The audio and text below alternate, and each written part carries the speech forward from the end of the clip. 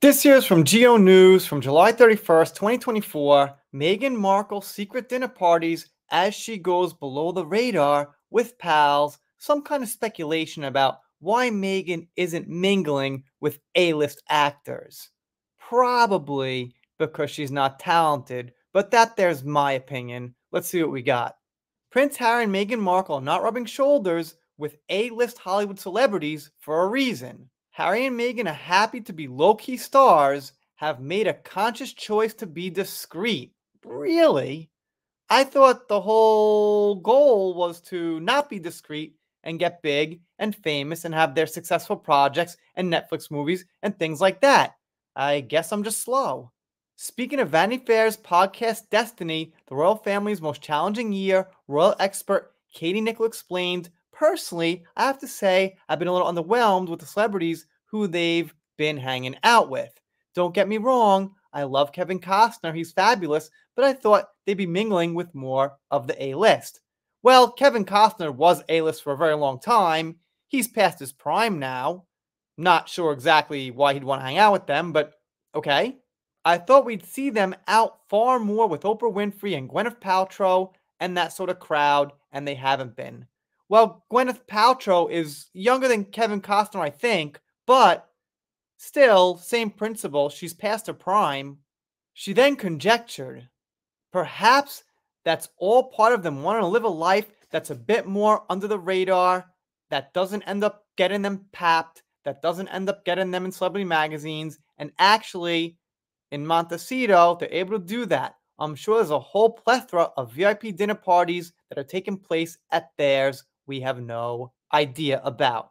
Yeah, I'm sure. I mean, not everything these celebrities do hits the media.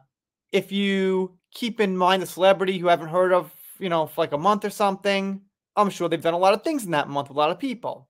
I don't doubt there is things going on behind closed doors, but it doesn't seem like anyone's making it known as far as A-listers they're hanging out with Meghan and Harry. And if those A-listers were proud of it, they'd probably make it known. Even if Harry and Meghan didn't want it made known in some cases, they would for their own sakes. That's kind of how it works. As long as you're not exposing someone or doing something they wouldn't want you to do, well, most people brag about who they're associated with. Again, I gotta circle back to probably Meghan's not very talented. They might have dinner with her, but they're not going to jump on board with some projects as a partner. And some related news, Kate Middleton admitted ill feeling with Meghan at Queen Elizabeth's death from the same day, July 31st, 2024. The Princess of Wales, who was also joined by estranged Prince Harry and Meghan Markle to mark the loss of Her Majesty, felt the most uncomfortable amid half-hearted gestures. Royal alone, Robert Jobson says, picking up the phone to Harry, he suggested that they and their wives put on a show of unity for the sake of their late grandmother by viewing the floral tributes at Windsor together. Harry accepted.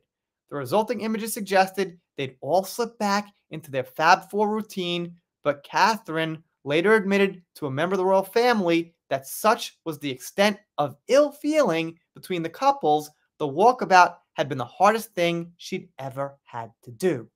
And he added that Catherine seemed calm at the funeral and things like that, but apparently that might not have been the whole story. He added she also deployed her diplomatic skills to try to deal with the bad blood between her husband and his brother as they both mourned their grandmother in silence. Harry had walked quickly towards Catherine as he left the chapel behind her husband and other family members.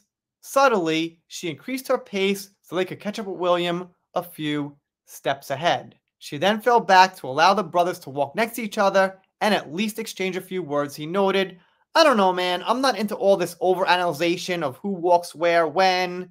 It's really hard to tell. But the fact is, it seems like there is some bad air, and there will continue to be. Anyway, let me know what you think. Is there a reason that Meghan and Harry aren't mingling with more A-listers and no one's being vocal about it? I'm not really buying that it's happening, but it's just in private. I mean, sure, maybe for some people in the rare case, but probably not by design or interest in working together or something. All right, slightly off topic for a second. It's no secret I cover Amber and Johnny and have been for a long time and will continue to as long as there's something to talk about.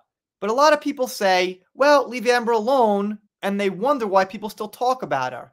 And I bring up OJ Simpson quite a bit, and I say, well, Michael Jackson, OJ Simpson, people like that in the past will be talked about forever once you've gotten some big enough news around you. And here we have, from July 31st, an article on OJ, which you see once in a while. So Amber is like OJ, and the fact she got really famous, for the wrong reasons, by the way, but really famous, and that level of fame means she'll be in the media pretty much forever, on and off to a certain extent.